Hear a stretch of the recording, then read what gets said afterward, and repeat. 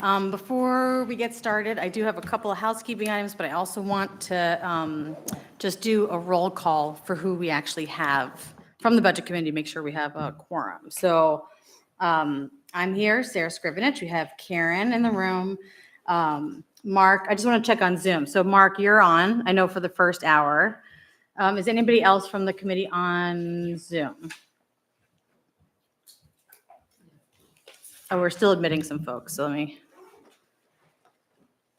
Because my understanding is that Matt and Courtney were going to be joining virtually. And Mark Ratner. And Mark Ratner. Well, yeah. Otherwise, we have 7. So let's see, we've got myself, Karen, Mark, Peter Orn, Deb, Barb, Marina. That's 7 of us. So we can go forward. Yeah? Okay. Yeah. Awesome.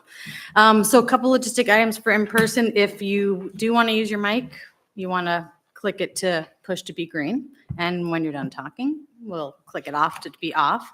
I did want to just start, we have a lot that we want to cover today, but I just wanted to just start by expressing, my condolences to the friends and family and work family for the passing of Marlene Libby. It was very palpable. When I went to the town office earlier this week, I did not have a chance to work with Marlene very closely, but clearly she was very loved and missed. And I know that it has been a very challenging week for everybody that knew and loved her. So I just wanted to express that and also appreciate and our appreciation for still holding this meeting. And I know it, takes time and energy, and I just wanted to share that. I also just wanted to, in 60 seconds or less, just reiterate a couple of procedural codes of conduct. I'm not going to restate or rehash through what we talked about in the motion last week, but just in terms of our code of conduct, first and foremost, we're not going to do any texting between the Budget Committee and the Select Board when we are in session. And so that's just understood. We really want to make sure that we're optimizing our time and learning with the time being spent from the department heads that are here, and also from the town office in terms of what we hear, what we learn, what we ask, and that is really our primary focus. So we did agree last week that if we have questions as a Budget Committee, specifically of the Select Board, we can go ahead and ask those questions. Beyond that, if there are things that the Select Board want to contribute or add, they can do that in writing to Audra and I after the meeting, and we will distribute that and send it on. There's sessions later in this process where the Select Board will have a chance to kind of obviously do their own assessment and conversations around it, but this is really time for us. So I just wanted to just kind of go through that and then we can move forward. Okay. And the other piece is obviously we will work to try to get, and I'll make a formal request that any presentations and things that are available, if they could be sent to us, as soon as they're available, just to give us more time to review stuff coming into the sessions. If they're not, then we'll work with what we have. So we did change some things based on the email that I sent, just to allow the public safety group to kind of in its entirety, hopefully, to be able to go through that. So we're first going to kick it off with Audra, and I'll turn it over to you. Any comments or questions or anything? Are we ready to go? I thought you had a hand up. All right, thanks. All right, so we're trying to make the presentation come up on the screen. Do we want to try this one, Renee? Do you think that would make a difference? Yeah, okay. Always technical difficulties.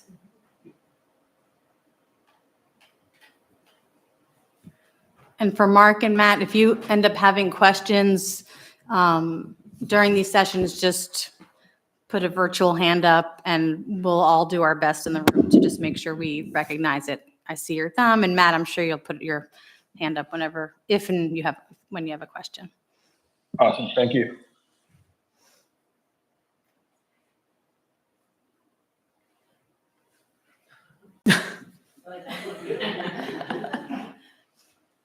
Okay.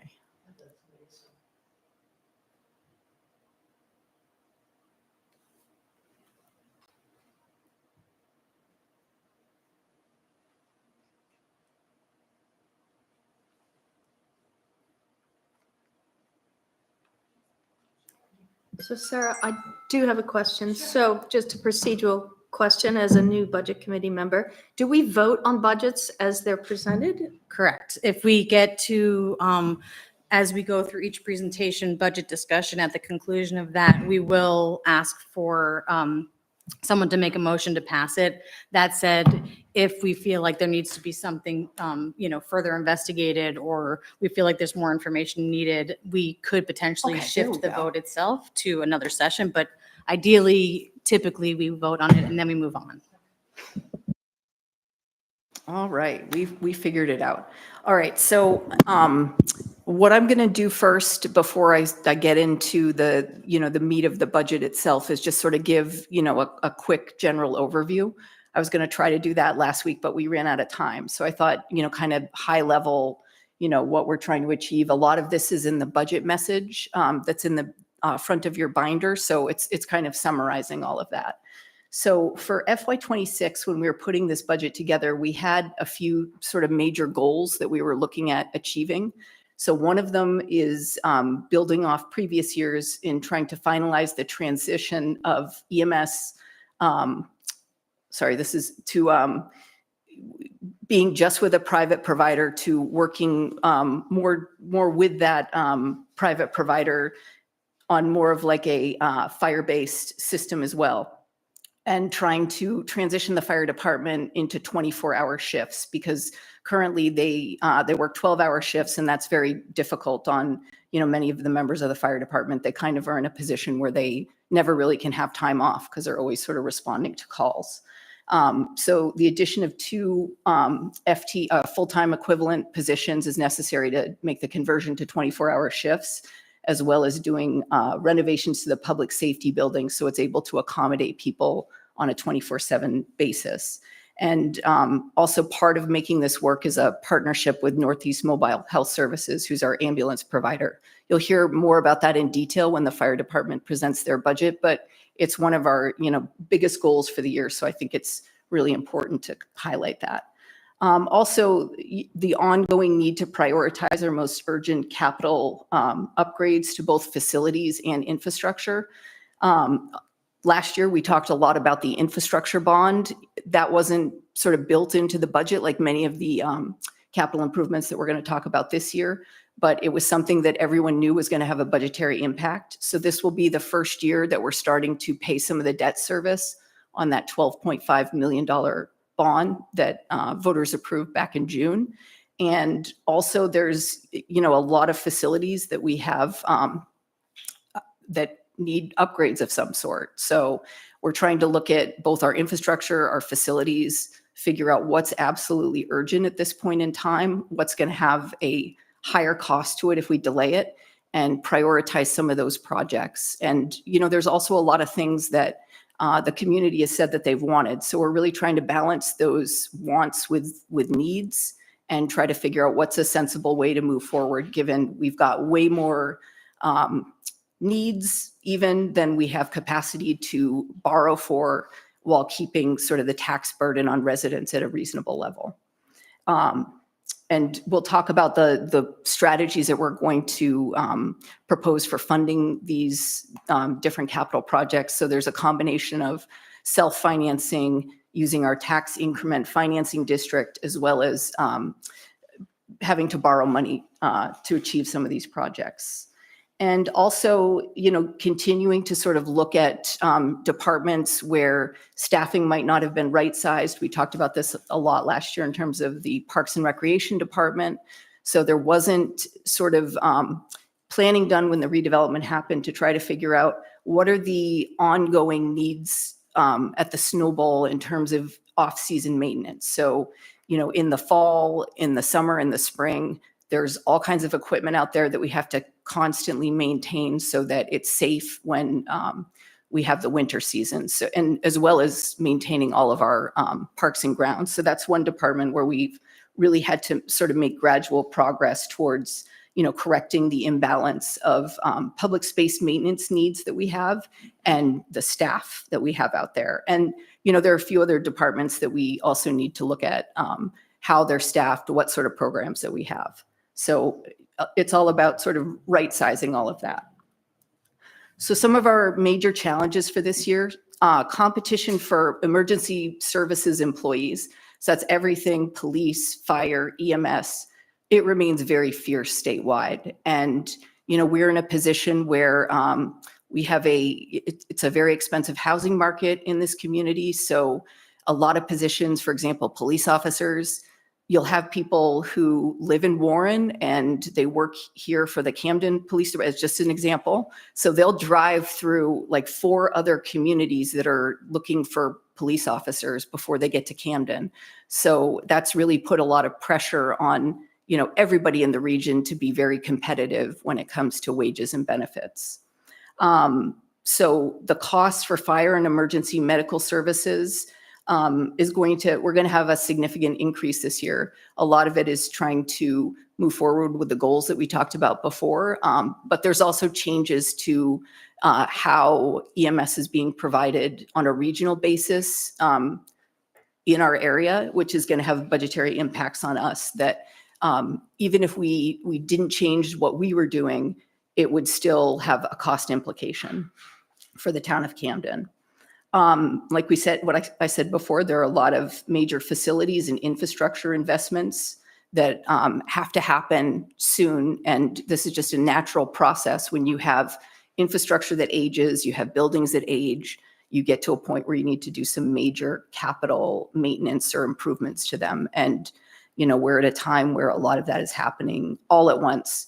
The infrastructure in particular, this is really exacerbated by changing weather patterns brought about by climate change.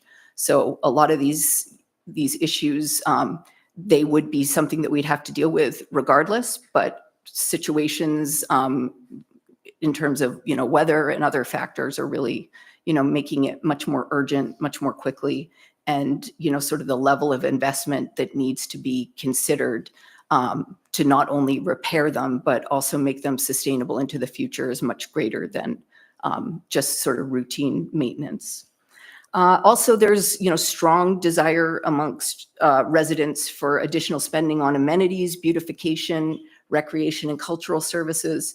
This was the first winter in a long time where we had significant snow. And, I started to get calls about, snow removal in parts of town where we don't budget for snow removal. And, this will be stuff that we touch on, like when the Public Works Director presents. But, a lot of people maybe don't think about, like, the only place that we can budget to do snow removal is in the downtown, but we have people from all neighborhoods all over town asking for things like snow removal, which this is a perfect conversation for the Budget Committee, because we can certainly do those things, but they have a cost to them that this group of people you're the ones that we talk about that with and vet that out. All right, so just to give an overview of wages and benefits for FY26, because this is something that comes up through almost every single budget, because we have staff in almost every single department. If you sort of look across the board and compare So just for reference, so for this budget, just for Paige, and I just want to give everybody. Well, oriented. there's no specific Okay, page. all 'Cause right, this you is, go. yeah, this is for everybody. So if you look at the difference between the current financial year that we're in and then the budget that we're going to be talking about now, in terms of wages, so the current financial year we're in, wages make up 34.55% of the budget.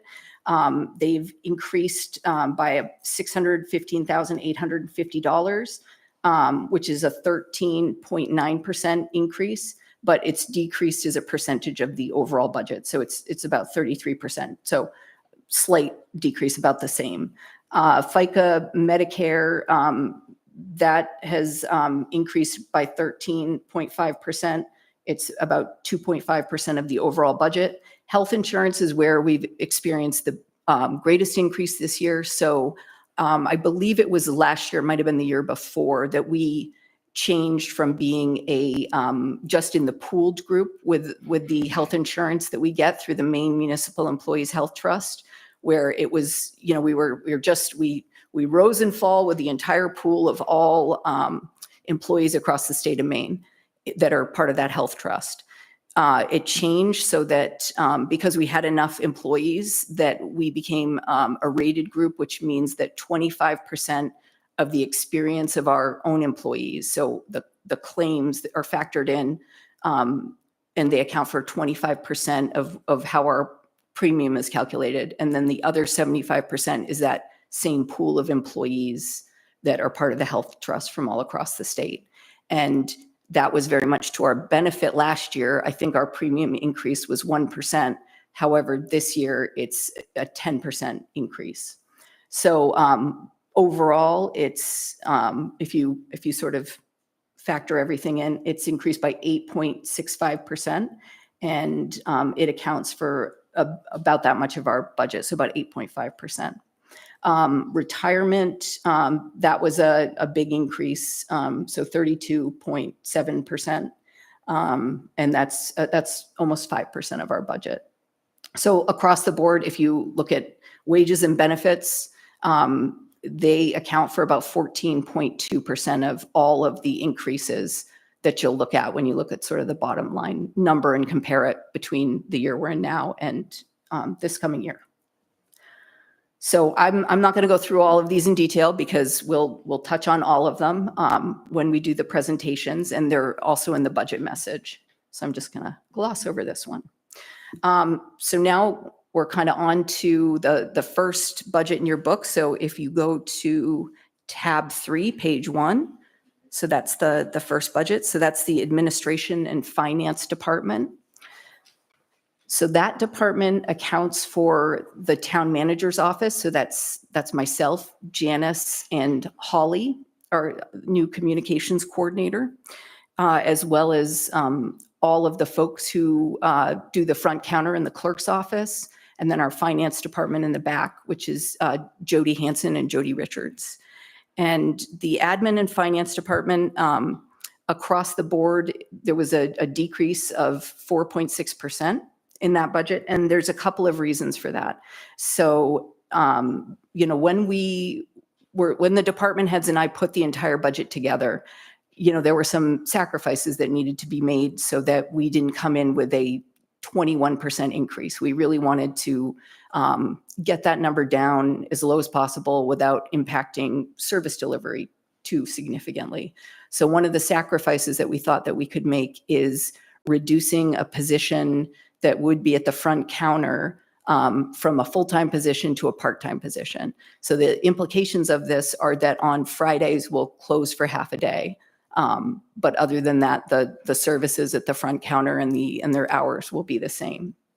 So between reducing that position from full-time to part-time, as well as some changes in staff health insurance plans, it reduced that budget to a point where it's coming in at 4.6% lower than it did last year. And on the slide, it shows sort of the breakdown of what accounts for that across the board. So does anybody have any questions about the admin and finance department or budget?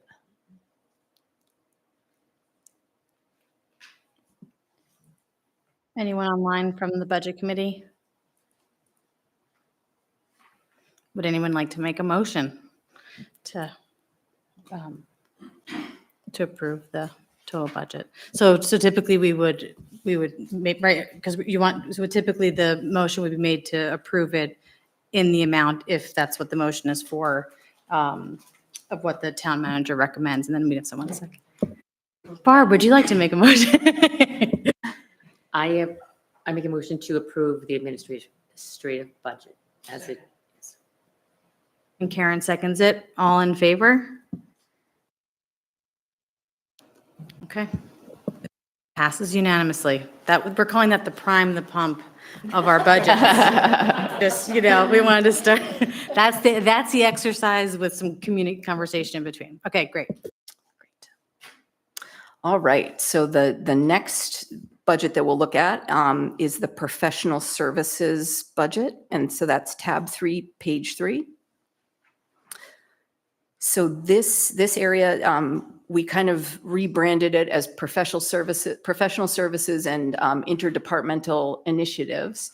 So this is where sort of the biggest items in this are our agreement with our town attorney, as well as any other legal services that the town might need in the year, and outside professional services. So at one point when we didn't have a town engineer, we paid for engineering services out of this budget. We're using much more architectural services now because that's where the need is.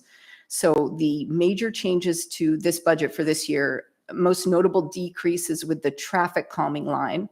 So we're proposing not to put any funds into that for this year because we have unspent funds from this current year, FY25, that we can use towards traffic calming initiatives. So things like the purchase of the speed boards and, other, there might be, study, like little sort of studies, that kind of thing that we would do with those funds. But given, the workload this year, particularly for public works with some of those major bond projects that are coming online, we thought that it was not realistic to put money into this budget because it probably wouldn't be spent. So that was sort of an area where we saw pretty easy savings. We had increases in the bond counsel line by $5,000.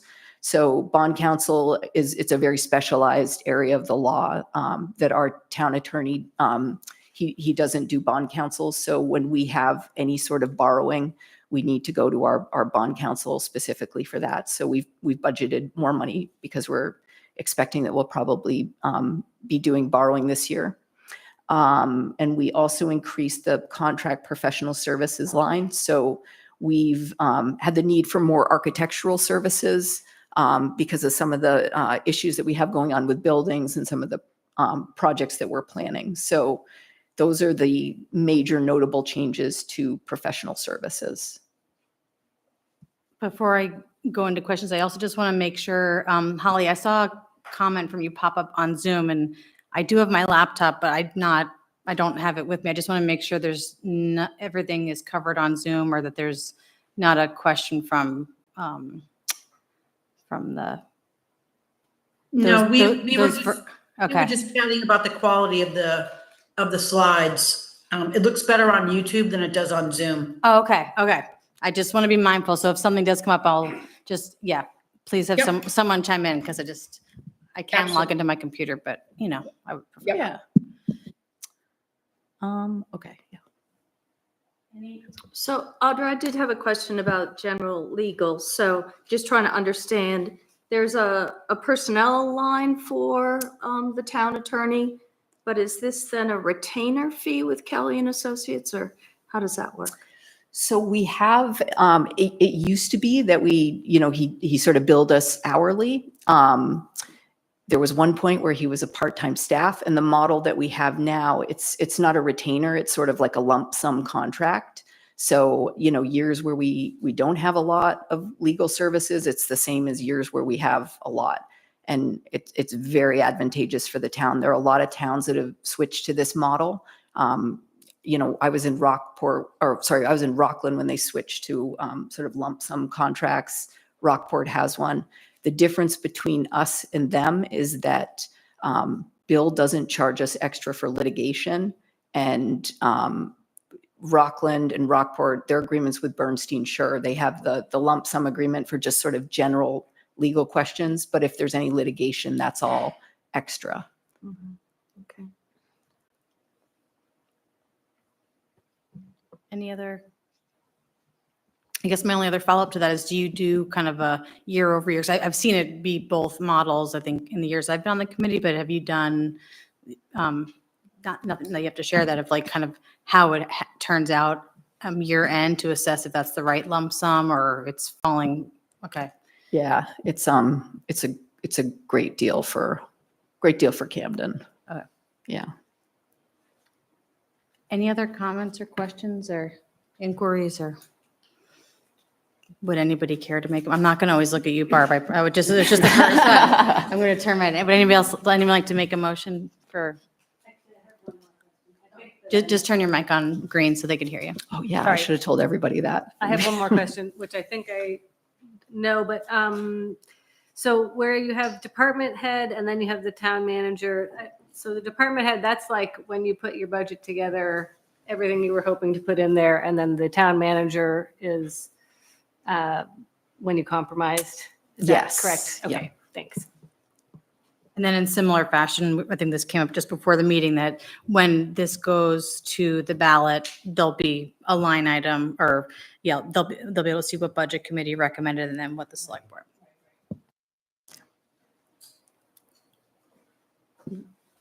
Any motions? I'll make a motion that we approve the budget as detailed. Second.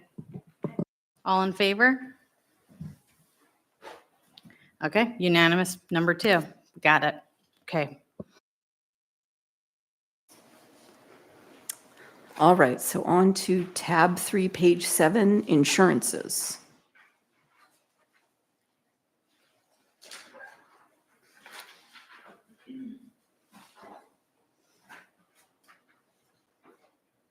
All right, so this is unfortunately an area where we had a fairly significant increase.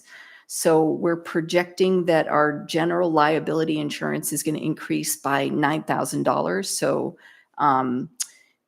there was the inclusion of flood coverage for a number of buildings that are in flood zones, and also with just the increase in claims from FY25. We're expecting that there's going to be a bit of an increase to that premium. Workers' compensation, at this stage, quite honestly, this is an educated guess. So there might be changes between when this is approved and when it goes to the select board, when we've had our insurance provider give us sort of a better estimate of what our premium's going to be. But with the addition of, I said in this slide, it says, 3 new positions. Part of what is factored into workers' comp premiums is the number of employees that you have.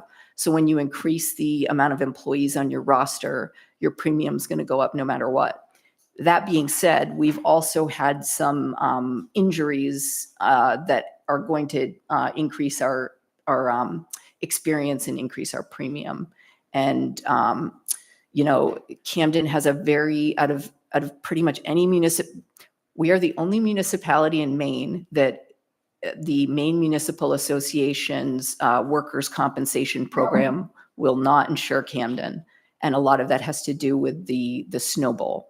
So our only choice for insurance is really MEMIC, but that's actually been very beneficial to Camden because they really have come in at a much lower premium, and they also will pay us out a dividend when we have a good year, which is not something that MMA did, at least not when we were being insured through them. They've been, very supportive with our safety committee. So when they're starting to notice that we've got a lot of claims coming on, they'll come in and give us specialized training in that area. So that's something that we've been working on to, try to correct some of the, the issues that have led to sort of the history of injuries that we have. However, it's always something that, we really have to keep an eye on, and we have to be careful and more diligent than most places about, because, the Snow Bowl and the work that's done there is inherently sort of risky and injury prone if you're not being incredibly careful. There are other departments where it's a similar story. Public Works, that's a job, or those are all jobs where, you can get injured pretty easily. Fire, EMS, they'll tell you all about the sort of risks involved in that. But that's really what's sort of led to the increases in insurance to FY26. Peter, you have a question? I could tell. No, I was going to move the manager's budget. Oh, you were gonna move, any questions or? Okay, all yours then. I move the town manager's budget as presented. Karen seconds, all in favor? Waiting for, I got a thumb, yep, okay, another unanimous pass. We're on a roll, okay. I know you were gonna talk to the chiefs to decide who we have, who's up next? So next is going to be the combined fire EMS budget. Okay. So Chief Farley will present Okay. that budget. We also have Rick Petrie from Northeast Mobile Health Services. They're our EMS partner. So Rick's here to answer any questions. We're going to be very gentle on Rick because he's joining us after surgery, which is so great. Like he's really heroic of him to do that. Yeah, And then Tom Judge, who's another community partner, is here. Tom works you're still at Life Flight, right? Yeah, absolutely. So Tom's here as a supporting person because he's been a great resource as we've tried to figure out the path forward with EMS. So he provides like a lot of good perspective on the industry in general. awesome. And I'm going to do my best to get this up. I think that the problem I was having before is PowerPoint shows up there, but if it's a PDF PowerPoint, Yep. it doesn't. And just procedurally, and while the chief settles in, and Rick, I appreciate you being present. Since there's some newer members of the committee and others that have been here have heard me say this, but procedurally, I just want to, before we vote on any budgets, I am a spouse of a now full-time firefighter, Andy. And in the past, I've kind of offered the option, if you feel like you want me to recuse myself from voting, I can do that. If you're comfortable with me voting, I'm also very happy to do that too, but I'm a full disclosure, just putting it out there. So I figure once we get into discussions and budget conversations, but, so is there any objection? I think, No objection. no objections. Okay. If I go off the rails, you can put me back on. Okay, great. Thanks. All right. Turning it over to you then. Okay, You need a microphone though. I guess we'll share one. I just want to echo Waters. I appreciate Rick Petrie being here, as well as Tom Judge. Tom's office used to be on Main Street above Lily Lupin and Fern, and we would often call him up and want to run things off by him. And Tom was always a great sounding board and has been a huge asset to us and moving these plans forward. And appreciate Tom's feedback, and he's looked at this plan that we put together with Northeast, and I'm not going to put words in his mouth, but he might choose to speak. I also like to acknowledge our firefighters that are here tonight. Last time you all approved hiring 3 people in the current FY budget, and we were very fortunate and able to hire 3 full-time folks who live in Knox County, and that's been extremely beneficial. Derek is sitting over there next to Randy. Noah is waving. Andy's back in the corner. Matt's been with us for 10 or 11 years, 12 years, right, Matt? And the other 2 gentlemen that I want to acknowledge are Bennett Cohen and Connor Howland, who are juniors at Camden Hills Regional High School. They've been involved with us since they were freshmen, and they are a huge asset to this community. So I want to talk about moving forward. Audrey was able to pull it up. All right. So the key points. So we're looking at a 36% increase in our budget this current year to next year. The key drivers in that are adding 2 more people. And this is something we've been talking about for many years. You can see the board back there that we put together. We put together a multi-year plan. We're altering it a little bit because of this, what we're proposing to do with Northeast. And the reason why we're coming up with a different model of how we're going to do EMS is because we had a 4-town regional effort doing that. One of the towns pulled out, so it's the 3 towns that are doing it together. And so we've been planning a transition to do an EMS transport. We've been first responding along with Northeast for 2 years now. So that transition, and then we want to maintain that regional approach. We want to keep that strong connection and providing EMS. We want to honor the current contract that we have with Northeast and keep that moving and continue to work with our partners in Hope and Lincolnville to keep moving that forward. So why do we need it now? Again, this is something we've been working on for a long time, for many years. So this plan is built on a collaboration of using this personnel and the resources. Ideally we're trying to mitigate the cost to taxpayers. We'll get into that a little bit more. And as Audra mentioned a couple of times, this says Camden, Maine firefighters. And I've said it many times, we're really an all hazards service. We are not just firefighters. The crew this morning helped some folks out who the rain ended up in their basements. And so they went out and provided some equipment to them and helped pump out some basements. They noticed storm drains, catch basins on Mountain Street that they were overflowing. They were plugged with leaves and helped to alleviate some of those. That mitigates traffic hazards, that mitigates accidents. So it's not we're not just sitting in the firehouse waiting for something to happen. We're out being proactive about things.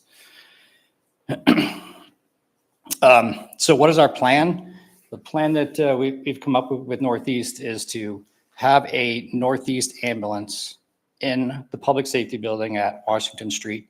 So it's staffed by a Camden firefighter EMT, as well as an employee of Northeast Mobile Health.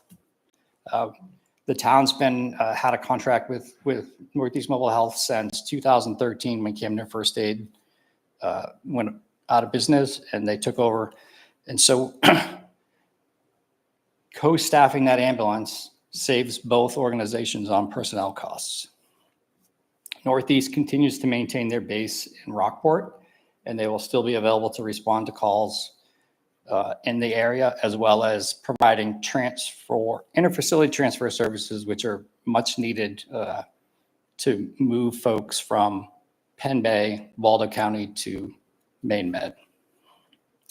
The ambulances they're fully licensed by the Maine Office of EMS, and they meet all standards. We continue to staff, we'll be staffing on a 24-hour schedule, and we need to transition to that. We are probably one of the very few fire departments that are only staffed from 6 a.m. to 6 p.m. Most fire departments are staffed on a 24-hour schedule. Rockland is, Rockport now is, Belfast. We work their current schedule is 4 days on, 4 days off, 6 a.m. to 6 p.m. And that sounds pretty cool, but they're often called back. We have trainings off shift, and it can be a burden on folks and a challenge to get time off. So again, hiring two more firefighter EMTs. All of our line folks now have an EMS license. So all of our full-time firefighters also have an EMS license. They're responding to EMS calls along with Northeast and providing the service. So the other thing we need to do is make some changes to the building. We have space challenges. I think we talked about this a little bit last year. Randy and I met with an architect earlier in the year to look at the space, and we'll talk about that a little bit here. So what are the community benefits? Again, we're staffed 6 a.m. to 6 p.m. That requires folks to come back off shift. It requires us to rely on our on-call firefighters to come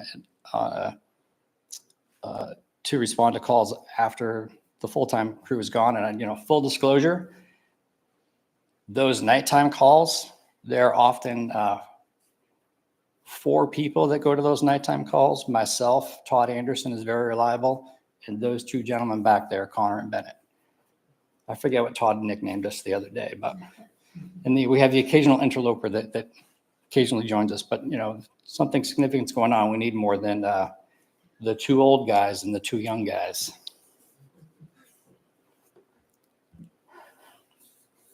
And so why does this make sense? We chatted about this model a few times. And then more recently, Northeast was looking at how do we mitigate the challenge of the financial impact with one of those towns pulling out of the 4-town system. Northeast has to come up with, they're losing revenue from transfer revenue from that community, as well as the subsidy. So it was a pretty significant increase that the other 3 towns were going to have to come up with. So as part of this, doing this collaboration, we don't need to buy an ambulance. We're using a Northeast ambulance. Rockland just purchased signed an order for an ambulance a couple of weeks ago, $410,000, and they're expecting it to get delivered in 2028. So by doing this collaboration with Northeast, we're using a Northeast ambulance. We're not having to buy an ambulance. And again, it keeps us, so that ambulance they'll be at the public safety building, will respond to Camden, Lincolnville, and Hope. It'll be the primary response ambulance with backup ambulances coming out of the Rockport base, as well as other mutual aid communities. And so the public safety building, looks like a pretty big building, but it does not currently have accommodations for overnight. On the fire department side of the building, we have 1 locker room. So we don't have 2 gender locker room. We have 1 locker room. And so we need to, and it's not just adding space for overnight accommodations in the locker room. It's making better use of the office space, where our office space is kind of like a hallway with folks working in 2 different corners. We need to have some, we did make some changes a couple weeks ago. Randy gave up some space, and we have another office space so that folks can have a private space to do their medical incident reports. And the other part that I've been talking about for a long time is to make some changes in the apparatus bay. Products of combustion are a known carcinogen. Firefighters have a higher rate of cancer than the general population. And so we want to design a space to enclose our protective turnout gear so that we're not having to walk by it every day. It's in the back of the apparatus bay. When you come in and vote, you're walking by it. So we want to have just build a room with its own air handling system so we can off gas those products and out into and not have them be in the building. And what this plan doesn't have an impact on the police department space. And the other thing we need to do is look at replacing our aging apparatus. We have an apparatus replacement plan. Engine 5 was placed in service in '95. It's 30 years old. It's starting to cost money to maintain it. It's at that threshold where national standards and OSHA requirements say that it should be replaced. And admittedly, those are expensive pieces of equipment. When we purchased Engine 4 in 2013, that was $542,000. Quote that we have to replace this truck is right around $1.1 million.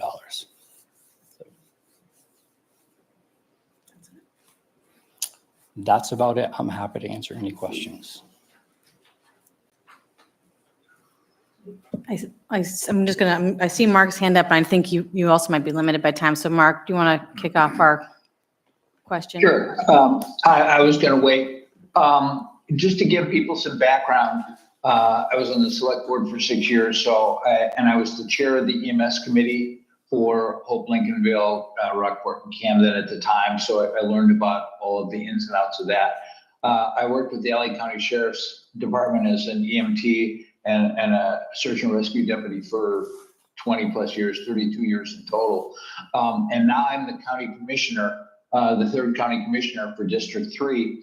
And my specialty, and the reason I ran, is to help coordinate EMS, fire, and law enforcement so that the county is working together with everybody to try and make sure that we have the best services available to us.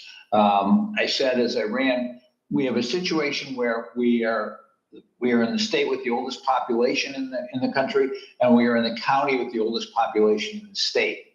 It's more likely that a service that somebody in the town will use in the time that they live here will be a 911 call for fire, law enforcement, rescue, than just about anything else. And it's probably the most important service we can provide.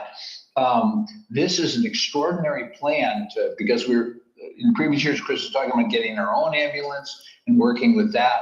But having Northeast supply an ambulance for the department where we can help staff saves them money, saves us money, and gives us faster response times. We have an ambulance in Camden, which is essential for the safety of the people.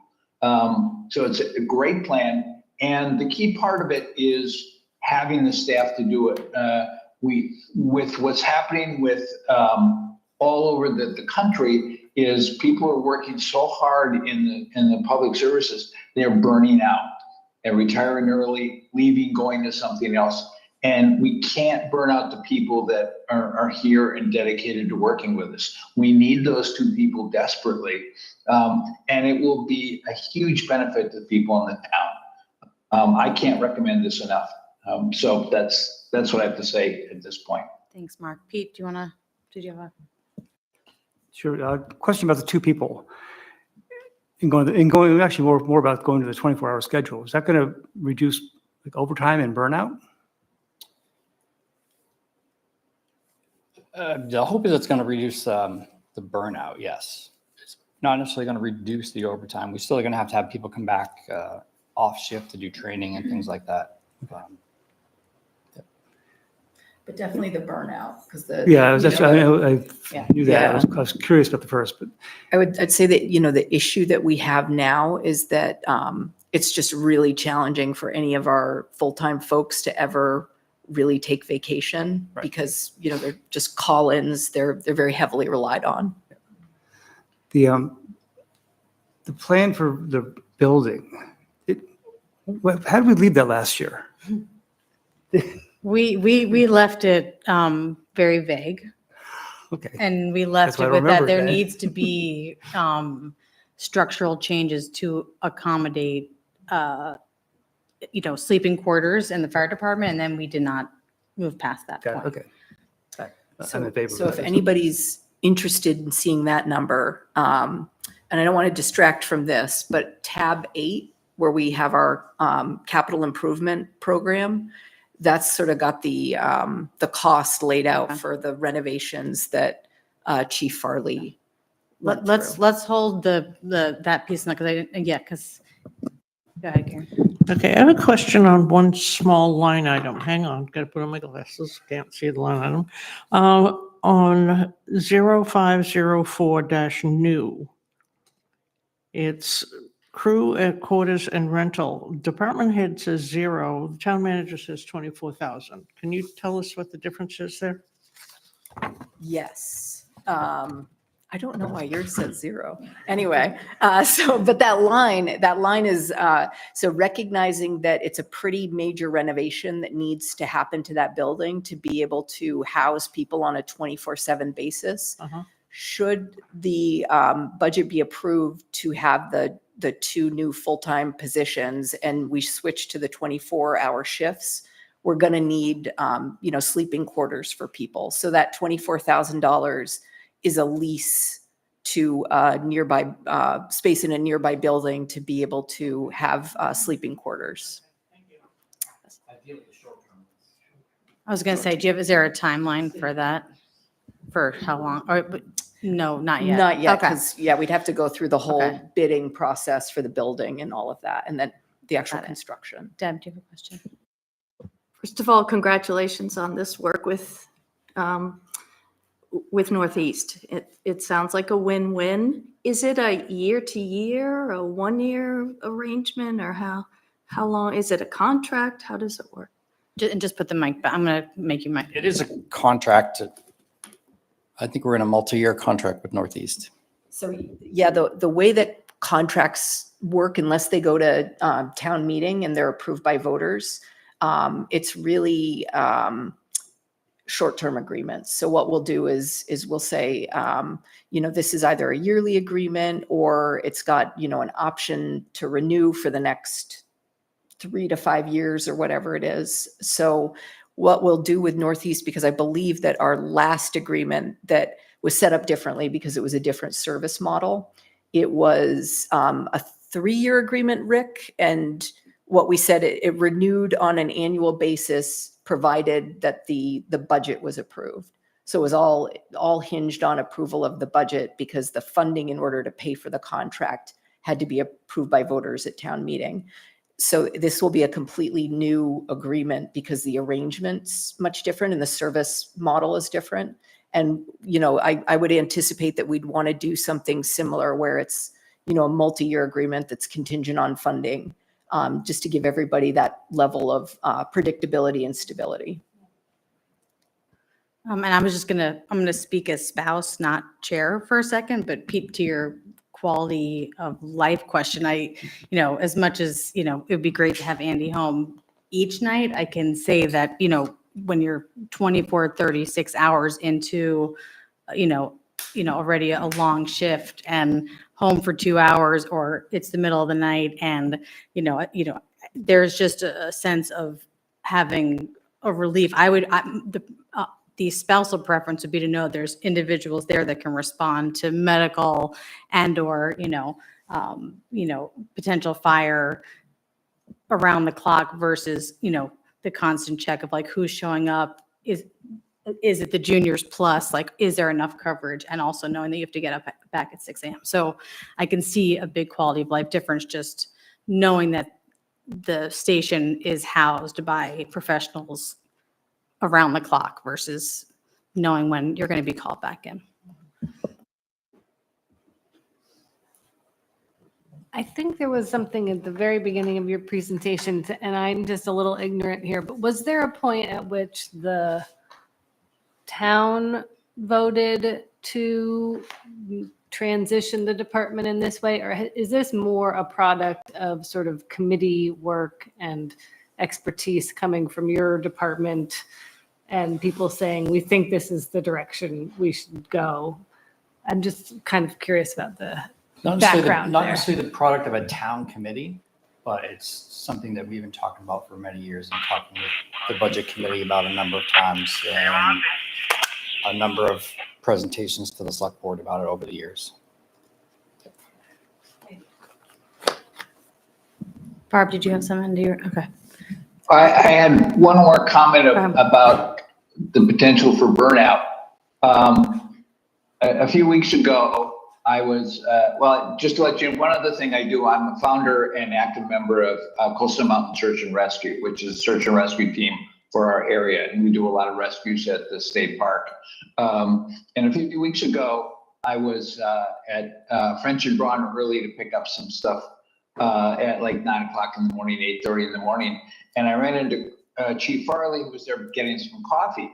And I said, hello, and he said, "Phew, just coming off a long night." I had 2 different fires in Lincolnville, I believe he said, that he responded to. Because the one thing to remember, because all the towns in the area are limited in the personnel, when a call goes out for any kind of major alarm, usually 4 different towns respond, because that's how we get enough people. So he was at 2 different calls in Lincolnville overnight. Every time we have a training with the rescue team that involves rescue, Chief Farley is there. Every time we've had a rescue in the park or anywhere else, Chief Farley is there. I have never not seen him show up at an operation where, we needed people to show up. And that's the thing we need to be careful of. He's not talking, we're talking about the people that take the best care of us, and we need to support them in a time when it's not just our town, but it's everybody else that needs it as well. And one thing I'll say about our area is we're very careful about the budget. I've seen Audra do tremendous things to keep the budget down, and Chief Farley and Chief Gagne. But I had in my job as commissioner, I had a chance to talk to a select board chair in another one of the smaller towns. And they said, they took away the stipend for the select board. They did not have the money to fix their roads. We are in a very beneficial situation. And as long as we're able to, we should take care of these people because they take care of us. I'm very passionate about this. Thanks, Mark. Karen, do you have a question? Yes, Audrey, I had one more question about a line item in here that I just noticed. Inland Harbor Master, it looks like this is new. Is this somebody that is going to be doing both fire or police and the harbor master? Okay. Yeah, so you actually might remember, so the past couple of years, I believe that that position sat in the PD, the stipend for that position. And, you know, the idea was that, you know, it would be sort of off-duty shifts for police officers that were interested in being, taking on inland harbor master responsibilities. The police department just had such difficulty with staffing, which is an ongoing challenge, that when the fire department started to bring on more personnel, and you know, they're going to bring on more personnel this year. We're very fortunate that we have a very experienced person now in the fire department who is familiar with those duties and can take all of them on. So the idea is that that person in the fire department would be the inland harbor master, and they get a stipend for that.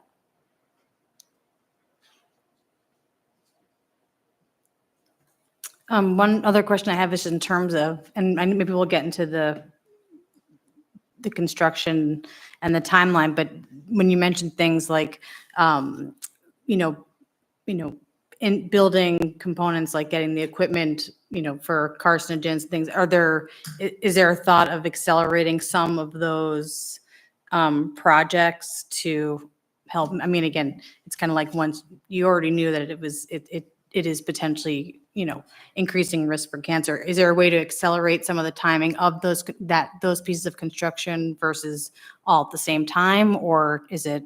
I think we're pretty early into looking at those options. Okay. Yeah. But I will say that we have an architect who's very motivated and understands the issue. Okay. He lives right here in town. So. Yeah. And then I think the other just question I have, I think I'm gonna channel Tom from last year, but I know that, you know, you have obviously the per diem wages, and you have the overtime wages, and just looking at if both of those are following the same trend of increase, or if you would imagine that one would offset the other based on that being fully staffed and relying on one versus the other. Because again, you have the math much better than we do, but wondering how, you know, if one would be used more than the other, or if the anticipation would be that they would both be increased at the same rate. So the overtime really encompasses. Chris needs a microphone. Thank you, Holly. The overtime really encompasses requirements in the personnel policy for holiday pay and vacation time. And per diem is we suggested 3 people, and we agree with Audra's recommendation of 2. And the per diem was so that we can have folks available to cover vacation time, sick time, education time. So, yeah, just to kind of flesh that out a little bit. So the department head budget, you'll see reflects 3 additional full-time positions. And the idea was that position would be sort of a floater who would fill out shifts, and they would, you know, fill in when people were off on vacation or sick leave, and just having that extra person around. However, we thought that was just too big an increase to swallow in one financial year. So the way that they're going to address the need for some backfilling people for vacation, sick, you know, whatever the leave might be, is more per diem time. We have It's also a great. Microphone.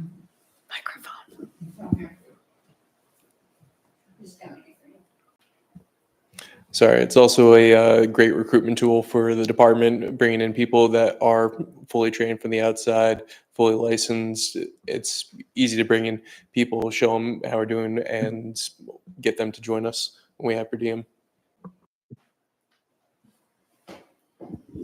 Yeah, we're fortunate right now to have several people who've expressed an interest in doing per diem work. We currently have 2 folks who are fully trained firefighter paramedics, and just recently brought another firefighter EMT.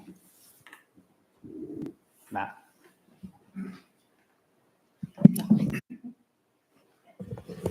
Yeah, it's that covering those shifts, but then, sometimes someone might not be taking vacation and that per diem person will be there. And so it allows for the 2 full-time people, the Northeast person, and then you'll have that per diem. And so you'll have, 2 groups of 2. And so one group can go out in the ambulance, and part of this agreement will be having a second reserve ambulance in the station too. So if another call, you have one of those moments where you have multiple calls coming out, you can staff a second ambulance, or if their fire call goes out, you have now 2 people that can ride the fire call. So the per diem is super helpful in that way. It's essentially getting the value of 2 full-time employees for the cost of 1. So. And that was another question that I had too, is just of the staffing, even with the partnership of Northeast, is there a hope or expectation of the makeup of the firefighter, EMT, potential future paramedic, of like what that makeup? I know recruiting someone who with all those credentials is different than potentially having someone and then going and then training them up. Is there a goal of like what you would want the staffing to look like to, or is it reliant on Northeast and having that paramedic and that medic available to be on scene? I may not be asking the question right, but. I think, yeah, so the contract with Northeast currently says they have to provide an advanced EMT or a paramedic. Okay. Yeah. And so, obviously, we would like to work towards having our folks get those, as part of recruitment and retention, right? Supporting the employees when they want to get more education. We currently have 2 of our recent hires who want to go on and get their paramedics licenses. Go ahead, Marlene. I just wanted to understand a little bit better why the overtime line item is also increasing so much. So again, that's part of that is to cover some personnel policy requirements and how they get compensated for holidays. And with an increase of 2 more full-time employees. Yeah, you've got a couple of things going into that. So yeah, you've got some of those things like the holidays and filling in for the time. And then, you're still going to have incidents where if you've got someone's house is on fire, you're going to have people be coming in, I'm going to come in even if I'm not on shift that night and go. And so that's overtime, and you've got trainings. There's other pieces to it. And then with the addition of all the people, it made it bigger. But you've got, sick time and vacation time and comp time and things. So it was just when we adjusted it out and looked at what people could take and then did the math, that's what it came out to. So This makes it a more realistic number. It's a more realistic number. We're going to overspend the overtime line this year, right? You can see the actuals. We're already over it.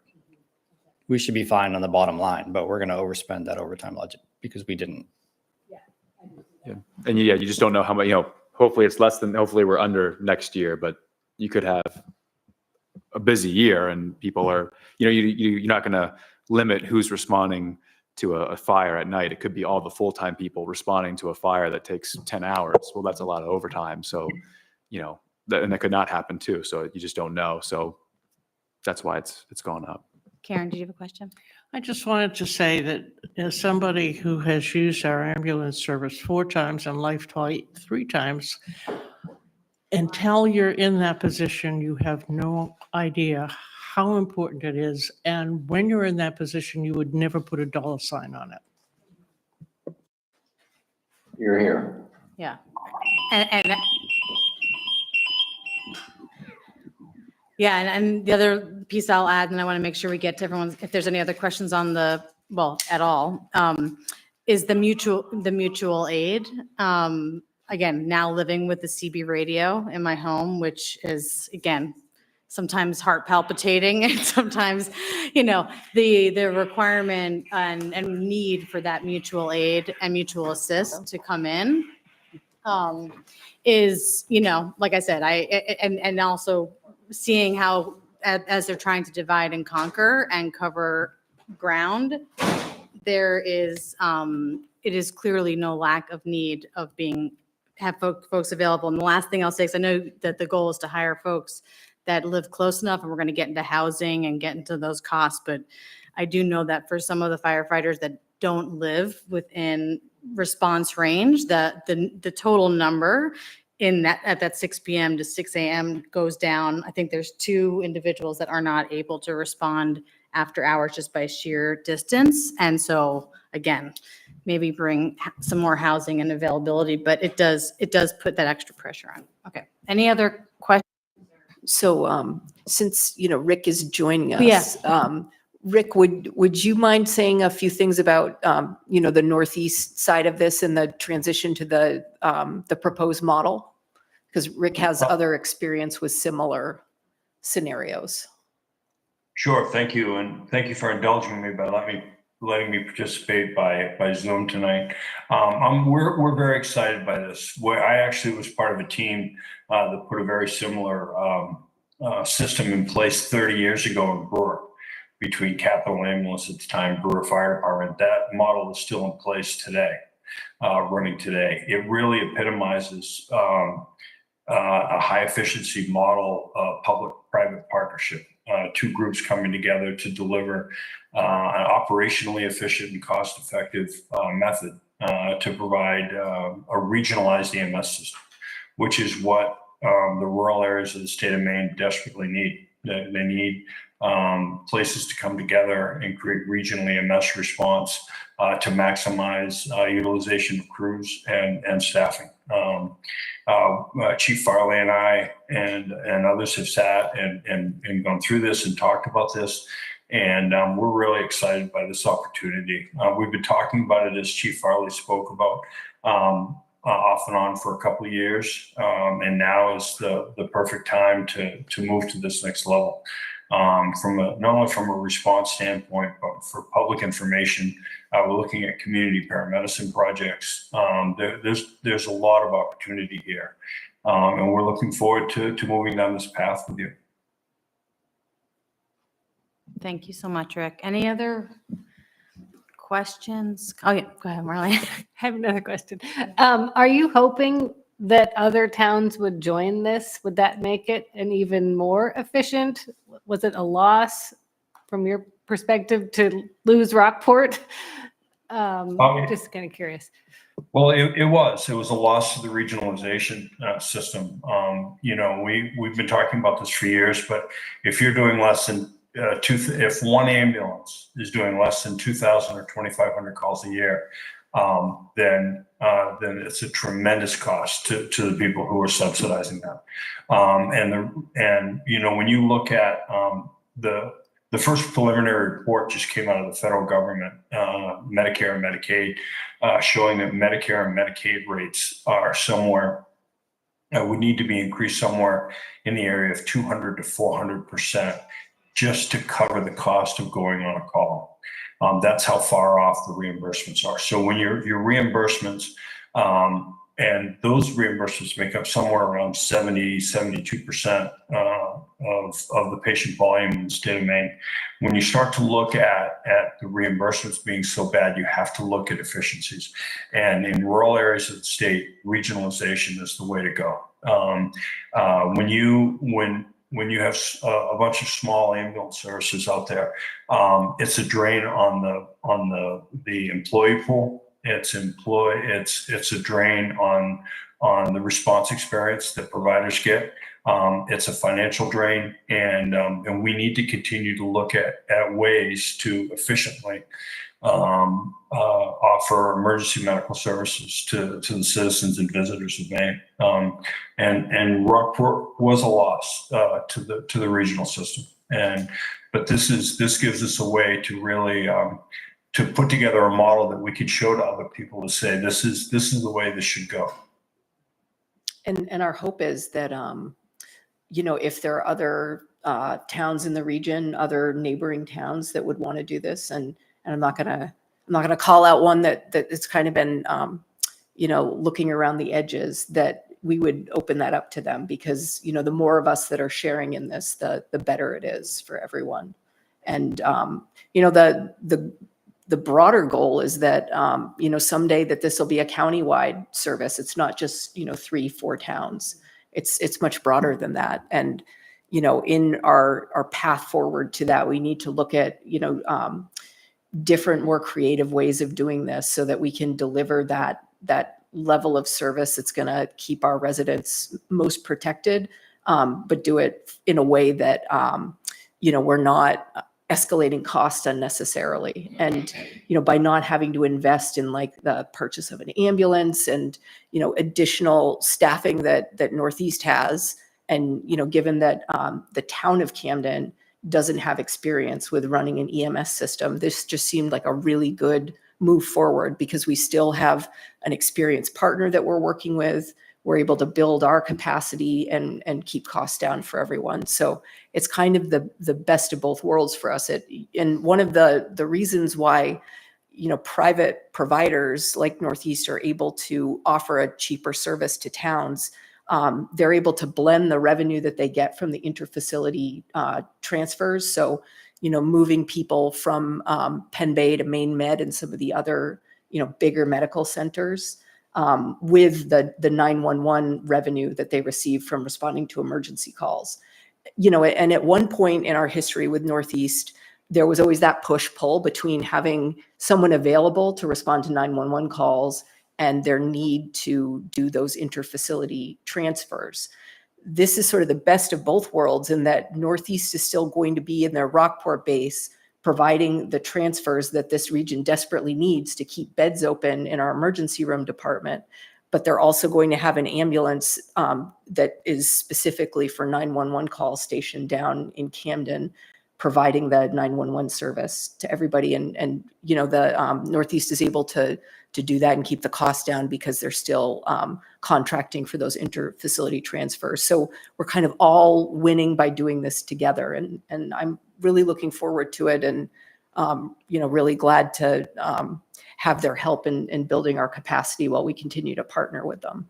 So putting my chair hat back on, and of course, open to any questions, but so at 7:15, do we have, Mark's hand is up, so I'm gonna circle back to you. Go ahead. I would like to make a motion to approve this budget as dictated by. Mark, I did not, yeah, and see, there was no texting, there's nothing. Second. Okay, all in favor of, oh, wait, Karen has, yes, before we vote. Two totals here, one for the department head, one for the town manager. Which one are we going for? Town manager. Okay.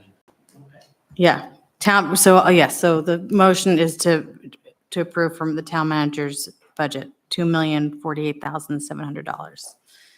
All in favor? That is unanimous, yes. And because Tom is here,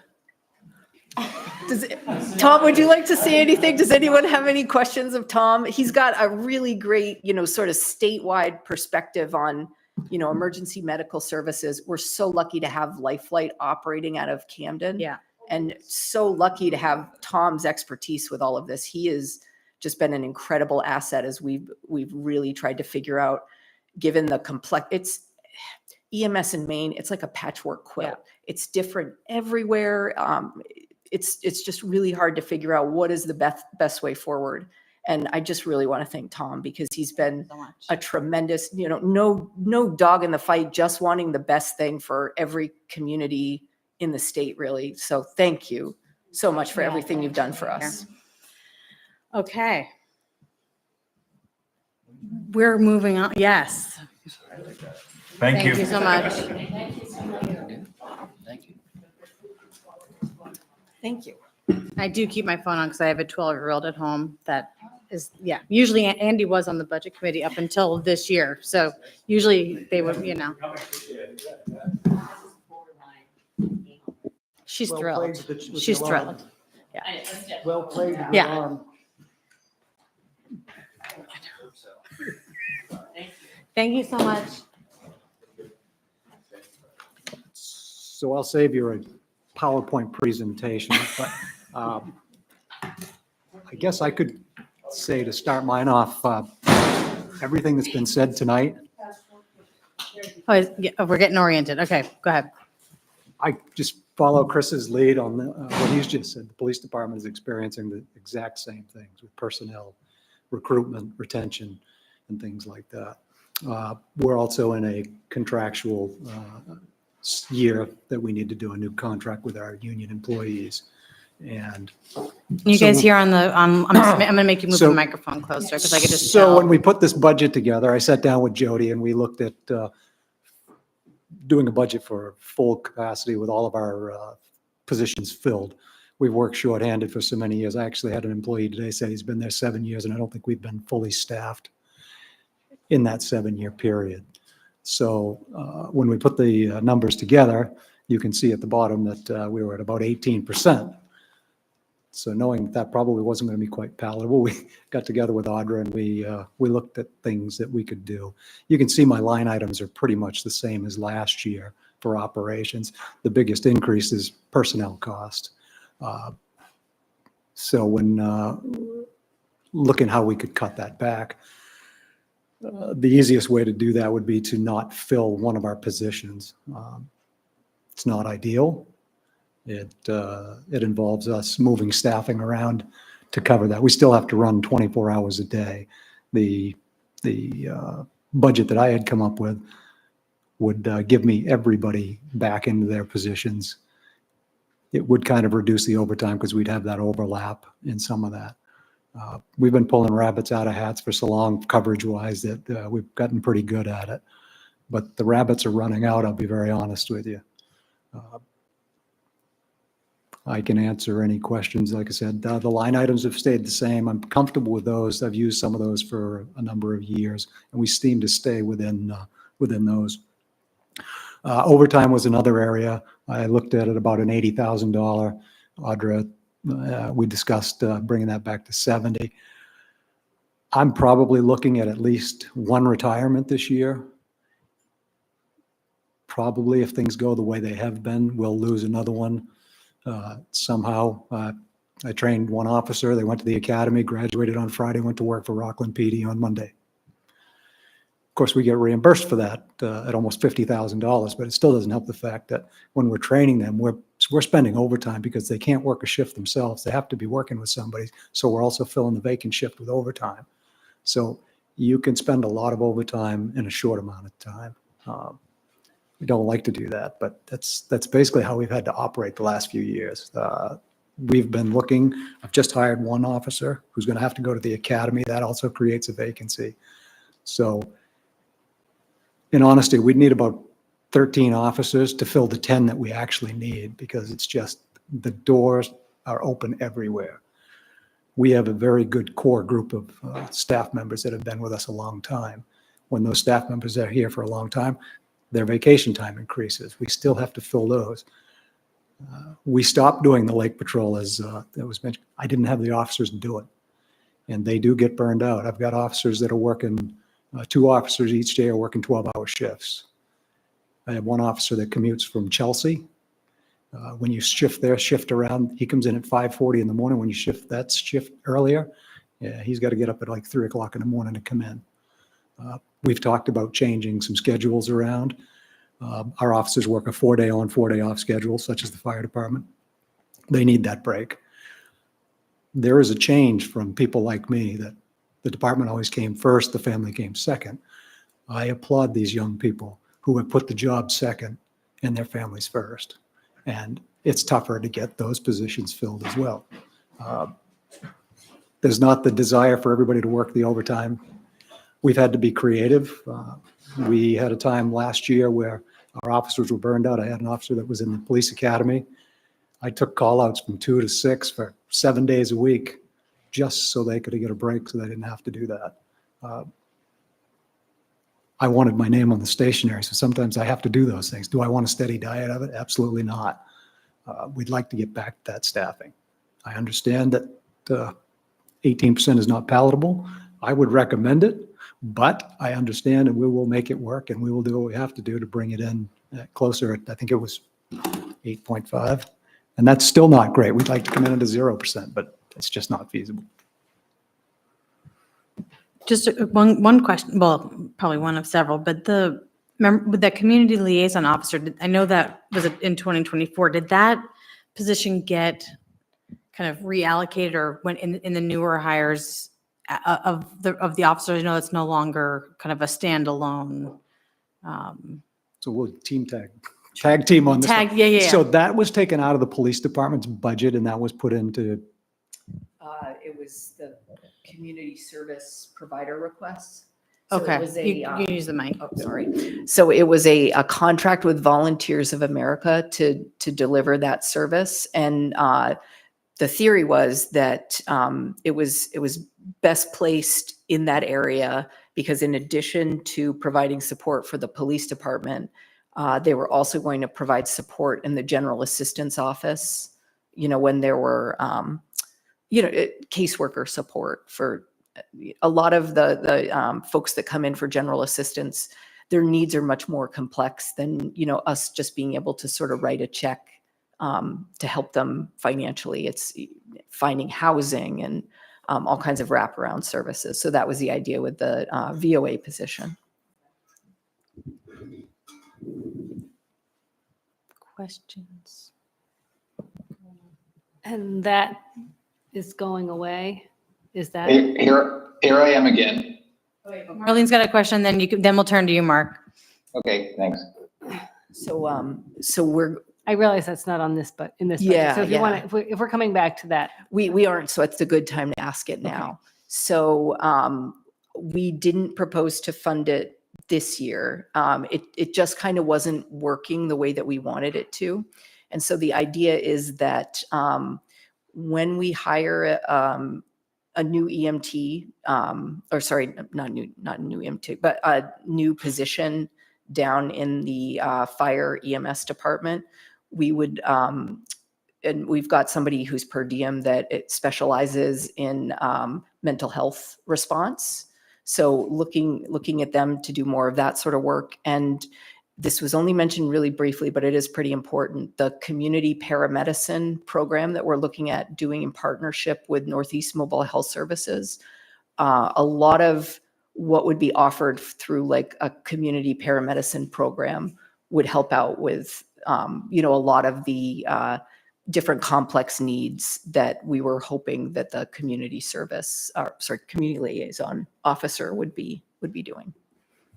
I will say we had great service from VOA and I have nothing but good things to say about them, but this was an opportunity that Audra and I had talked about, that probably bringing somebody in-house that could work with police, fire and whatnot. This would be a good opportunity to at least explore that. So, I mean, I fully endorse that, but I want the people from VOA that might be listening to know that absolutely happy with their services that they provided to the police department. So I thank them for that. Great. Yeah, Mark, and a lot of it too, this okay. is kind of important, but it was shared with the city of Rockland and they discontinued, or they're going to discontinue the funding. So it was just a little bit unstable as to how that would all work out.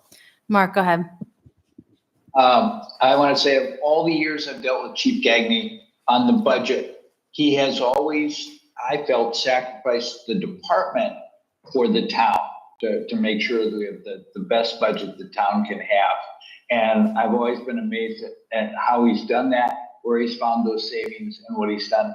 This year, I'm not happy with what he's done because I understand the consequences of it. In losing a person makes it much harder on the police officers and the service.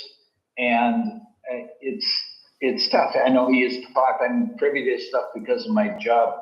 I know he's talked to the sheriff about having the sheriff, if we have a time when there's a shortfall and we need somebody to come in from the sheriff's department, he's talked about them helping. The problem with that is the sheriff covers 14 communities that don't have regular police departments. So having somebody from the sheriff's department respond, that the amount of time it would take is extraordinarily long from furthest parts of the county. So that's tough. If it were me, I would reinstate to the 18% budget simply because it will give us better service and the service we deserve, and it will help the department. The department has a situation like everybody else does where they're fighting to retain people and do the best job. And we need to recognize that and do the best for them we can. So that would be my proposal, to reinstate the budget. But I understand how hard he and Audra, who has also been a part of preparing the best budgets you can, wanting to take care of the town members. So I'll leave that up to everyone else to discuss because I'm too close to it to be objective about it, I think. Yeah, and I'll take responsibility. So Randy's budget definitely had him fully staffed. So I'm the one proposing a staffing reduction, just to be clear. So I want to make everybody clear that's listening. You don't have to worry. You're going to have 24-hour coverage. I don't care what we have to do, what we have to move around. We will make it happen. I just don't want to burn our staff out, our core staff, the ones that stay there. I had an officer in Rockport that the burnout finally was too much, and the 40 hours pay for 36 hours worked in Rockland was just too much to pass up. I don't need to see that happening here. So can we make it happen? We have been making it happen for the last 7 years. I just don't want to keep doing it. So Go ahead, Pete. this was all talked out, and I mean, we agreed on it, and this is what we had to do to bring a budget down to. But just to be clear, it's not a year-over-year budget decrease. You're not cutting a person from last year's budget to this year's budget, just from the department head budget to the town manager budget. So we funded 9 positions, I believe, last year. Jody, can you pipe in on that? Jody? Jody's not listening. Yes, 9. Yeah, 9. We added that back because we didn't fund one because we did a pay increase. And I tried to keep it within the budget so we didn't have to go outside. So we were bringing back to full staff because we have not had full staff in a number of years. So the 989, so I'm just looking at the line, Yeah. the first line, the 989,000 this year in the town manager budget. Is that a different number of FTEs than the 950,000 in last year's budget? It's the same. Same. Okay, so budget to budget, we're even. Yes. Okay, we're not cutting a position from budget. Thank you. And that's not the equivalent of you losing a position and then not refilling it, correct? The position that we always had. We Okay. didn't fill it last year. That's what we did. We didn't fund it last You year. didn't find it, okay. Right, and Randy's budget shows if that position were filled, and then the one that it shows it continuing to not be filled. So continuing at the same level next year that we have this year. Okay. Marina, go ahead. Thank you. You saw my finger hovering. I have so many questions. Sorry. Never apologize. So when you talk about being fully staffed, how did you arrive at that? And is that what you need to be a 24-hour-a-day police So department? that was I the just sort of staffing wanna- level we had since the 90s. There are 11 of us, including myself. Now I am shared with Rockport, so part of my responsibilities go there. So that was the staffing levels we had since probably the mid-90s. That staffing number had come up prior to me being the police chief or a lieutenant in the department. We have, on our patrol division, we have 2 day patrol officers. When we're fully staffed, we have 2 day patrol officers, 2 sergeants, 2 mid-shift, and 2 overnights.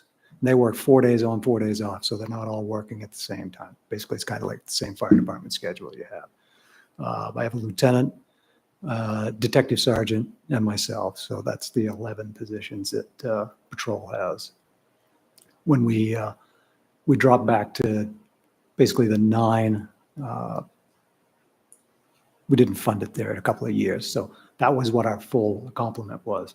To fill the 4 on 4 offs, that's what you need to fill all the shifts that we have.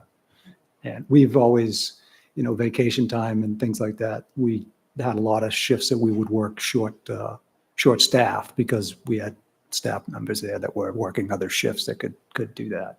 But when you cut those positions and then you lose somebody to go to the academy for 18 weeks, vacation time, there's a lot. We don't fill, like if I take vacation, we don't fill my position. The lieutenant takes a vacation, or the detective sergeant, any of those. So that's how we try to save on the overtime. Go ahead, Duncan. I've just got a question about the union negotiations. Since they're kind of quickly approaching, would choosing a budget or one of the budget options now, could that run the risk of putting us in like a poor negotiation as far as like bargaining power or anything of that nature? Yeah. No, it is kind of an awkward time. So we've got a draft agreement that needs to go to the select board for approval. And the numbers that we put in here are based on that. Ultimately, the select board has the final say over the collective bargaining agreement, and they also have the final say over the budget. So it absolutely awkward time, right smack in the middle of everything. And also, I think, to be, very clear about everything. So when I didn't really, I might have gone through over this very briefly. The cost of living adjustment for all the non-union staff was, based on the Social Security Index as of January 1st. So it was like 3.1%. With the police union contract, all the unionized employees, this reflects a 5% increase for them. So there is a difference. Okay, thank you. And number of unionized employees in the PD? So you have 11 total and. Thank you. Everyone in the department, except for I have two civilian, the parking enforcement officer and the administrative assistant, the lieutenant and I are not in the union. All other members are members of the union. So there's 9. Right now there's 9, but I got to think of all the vacancies I got. So yeah, that's anybody in the patrol division is typically a member of the union. Duncan, did that answer your, I feel like there's more. Yeah. Yeah, it answers. So either the department head or the town manager's numbers would put us in a okay bargaining position, or not undercut any option for necessary wiggle room. Yeah, I think we got some wiggle room. Okay. So it is an awkward time, but I've been around for a while. So it used to be that we would do union negotiations in July after the budget had already been set. So there was some times that you had to go back and figure out how you were going to fund any increases there. So it's kind of better to do it now where you're in the budget process to know what the potential impact on the budget might be. Go ahead, Pete. Bottom line, contract trumps budget. I have one question. Aren't we supposed to be having new parking meters and stuff this summer? So is the current parking officer going to be able to handle all the new stuff too? Well, fortunately, Spencer was going to go into patrol full time, and then he had a desire to come back and just do parking enforcement. So he'll be heading that up. If you've got anything you want to add to it. So But we'll one definitely person need can another. One person can do it or no? No, we'll definitely need another person. So, the idea is that would sit outside of this budget and would be funded with the revenue. That's what I thought. Yeah. Thanks.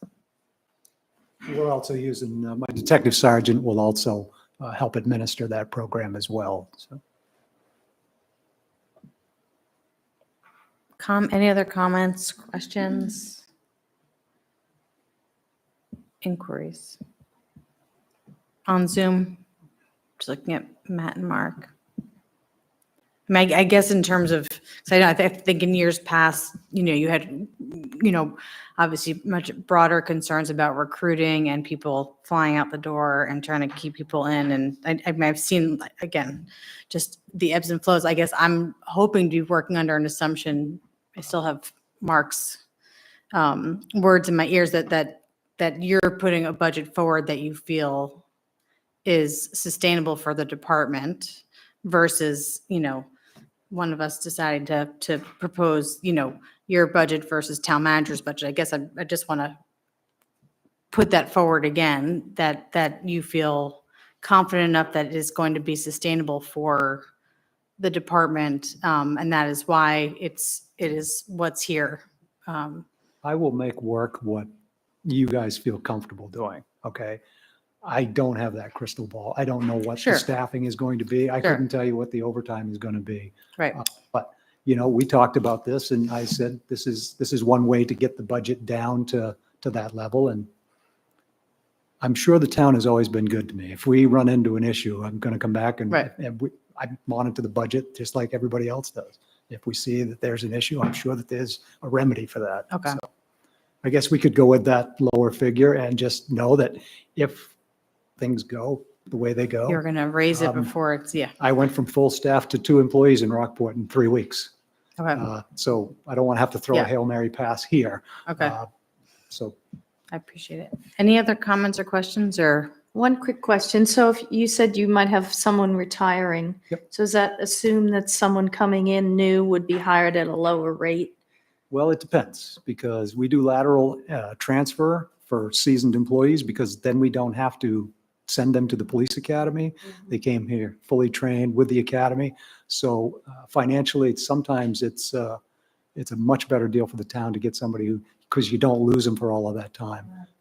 So, we look at that and we can give them, I've had officers that, come with 10 years experience and we will lateral entry them for that time amount. So. And I know we need time to get to the call center, but do you put something in place? Like if we put you through the academy, you're also agreeing to sign on for 2 years no, there's no contractual obligation to like. State of Maine has put in reimbursement rates. So an officer just out of the academy is about $48,000. The municipality who sponsored them gets paid, gets reimbursed by the agency who hired them. And that's on a sliding 5-year program. Which gives them the ability to then position, Yep. place where they want. Okay, I got you. Thanks. I mean, that sounds like a lot of money, but it really isn't by the time you factor in the training, Hours and and the uniforms time. and all that. So. Yeah. Any other? Sarah? Oh, yes. Go ahead, Mark. Okay. I would like to make a motion to support the police chief's budget. I know he's been very kind to us, but I'm worried about burnout of the officers. If there's not a second, however, then I will support the town manager's budget. But because I don't know where the rest of the budget committee is. Yeah, will you put your mic on just so we have it on record? Will you just put your mic on so we can hear it? I'll second that motion to support the department head budget. Comments or questions before we vote on that?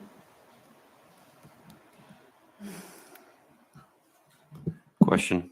Are we allowed to kind of vote in favor of certain line items, break down line items by some, no, or you have to do it specific to a recommendation, the entirety of it? We have seen in the past where we through discussion, put a vote forward or a new motion forward that it was this budget, inclusive of or exclusive of, I'm thinking about back to the bicycles, when we, so yes, in the past, you can put a motion forward. I mean, we have one on the table right now to vote on. But you could put one forward that might not include a component of it. Thank you. Any other comments or before we vote?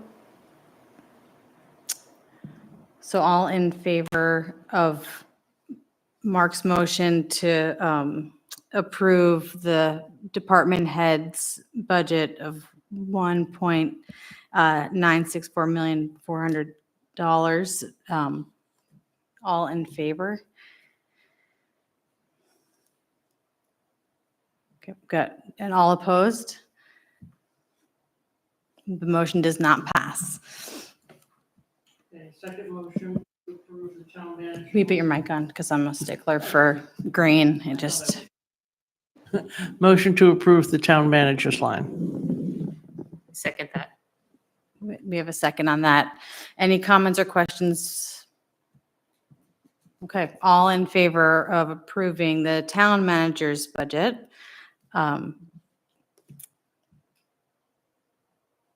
Matt, do you have okay, that's, and then all opposed? I oppose. And Matt opposes.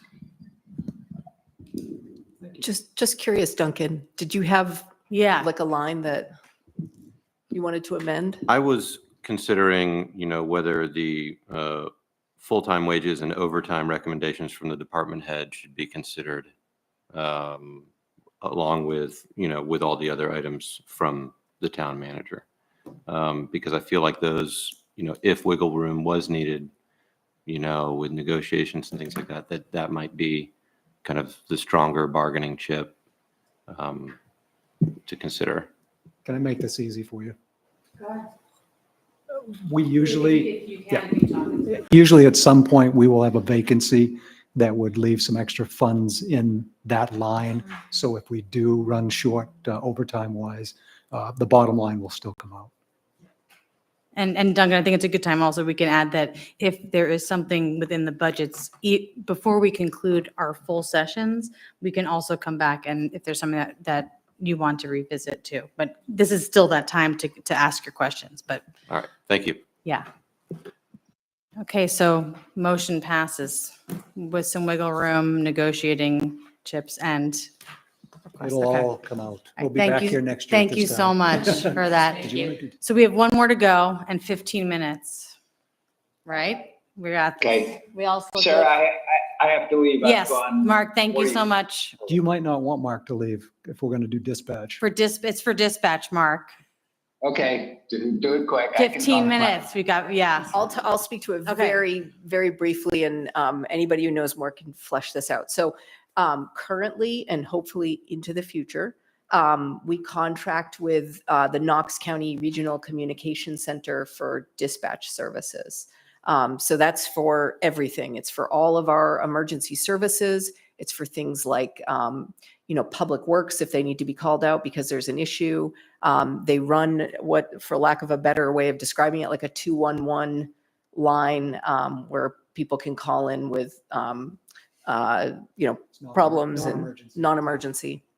So I think that it's been well covered in the local media that they're having a lot of challenges staffing the dispatch center. This has been ongoing for many, many years, at least a decade.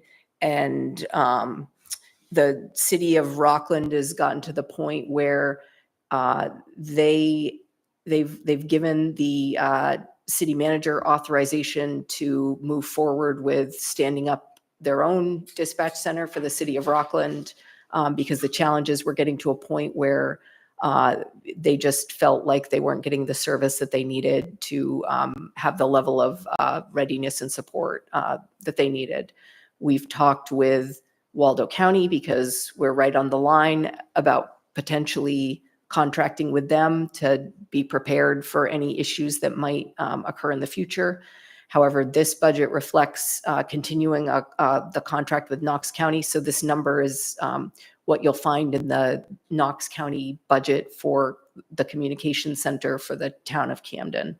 And the thought is that there have been changes on the county leadership level where this issue is being taken very seriously in a manner that I don't think any of us have seen with prior iterations of this issue coming up.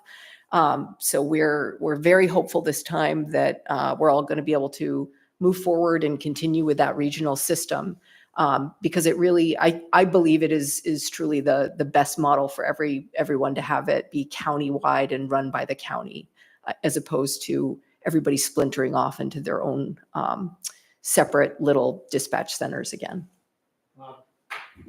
I've been working with Mark, Chief Farley has, the other police chiefs and fire chiefs have. He has got more work done towards the dispatch center in the last 3 weeks, 4 weeks than I've seen since we've been going through this.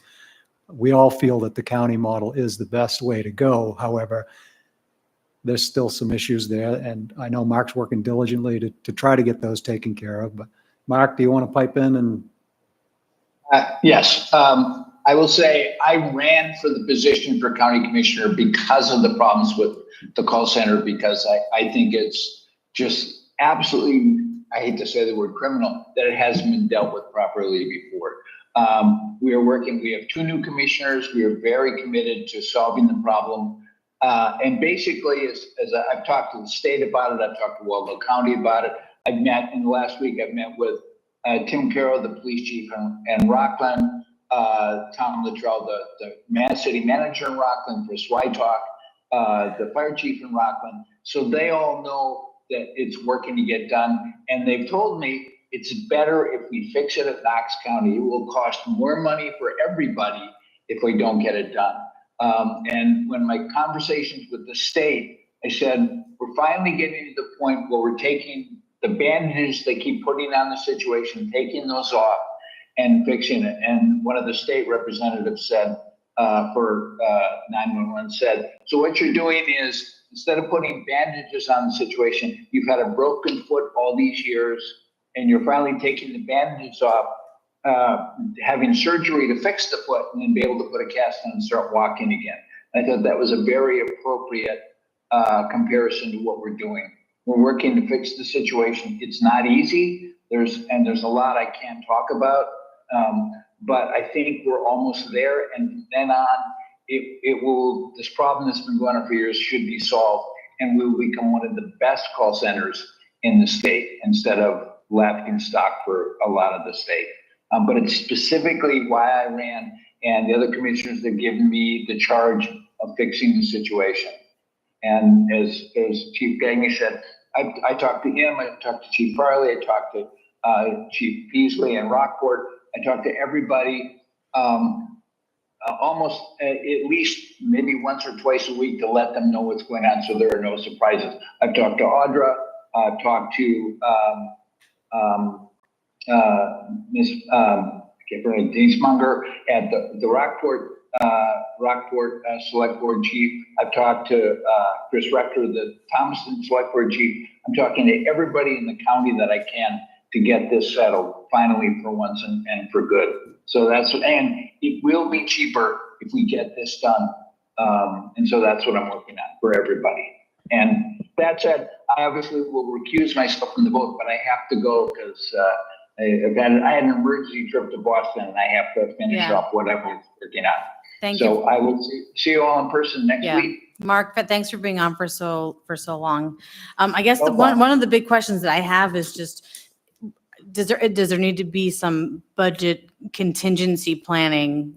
I mean, all with, sticking with this model and hopefully a rectified, much improved model, does there need to be dollars put in should that, return and recovery, should it fail? And if so, not necessarily asking for what that plan would be today, but what does that physically mean for needing to pivot and do something different? So I think we're going to be safe sticking with this number. The reason I say that is our best option will be to go to Waldo County if there are too many continuing problems with Knox County. And that number would be very similar or lower than this number. So I think that we're pretty safe with that number. Yeah. And also, sorry, this is a little besides the point, but I do think it's pretty significant. So anybody who was here last year probably heard me grouse a little bit about the fact that the county was increasing the budgeted amount for dispatch services. So you can see from FY 24 to 25, they increased that even though they had an unbelievably huge unassigned fund balance because of all the personnel that they didn't hire. So I thought it was pretty insulting to the towns that they kept on increasing it, even though they had built up all of this money because they weren't able to hire anybody there.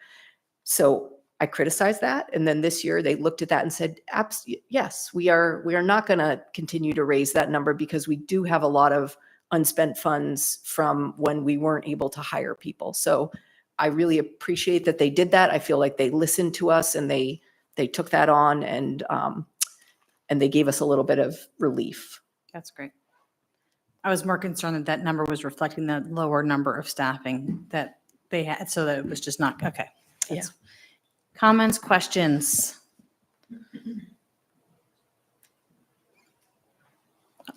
On Zoom? Matt, now it's just you. There's two of you on our screen, but does anybody want to make a motion? I'll make a motion to approve the town manager's line in the county dispatch budget. All in favor? Matt's a thumbs up, so that's a unanimous pass. Dun, dun, dun. Sorry, that was recorded. We did it 7 minutes ahead of time. I mean, and we did shift some budgets around, so I appreciate the department heads being flexible and doing that. But again, we felt like getting all public safety in one session Makes sense. was great. Can I ask one question? Any question? Because we did talk about maybe revisiting the police budget Mhm. later. How does, I remember some orientation last week about revisiting or Yep. what is it called? Oh, gosh, I can't even remember the term. Reconsideration? Reconsideration of a Yeah. motion. Yep. Yeah. Yeah, Yep. so. Yeah, so as we get through our sessions and you'll see, although we will use all of our meetings, so anyone that said, yay, we will only need 3 in that last session or throughout, we can re-raise a budget and revisit it. And then if necessary or warranted or want to remake a motion to go back to it. Would anybody like to make a motion to adjourn? Karen first. We got a second. All in favor? Yay. And thanks to the departments, department heads for sticking with us. And have a great night, everybody.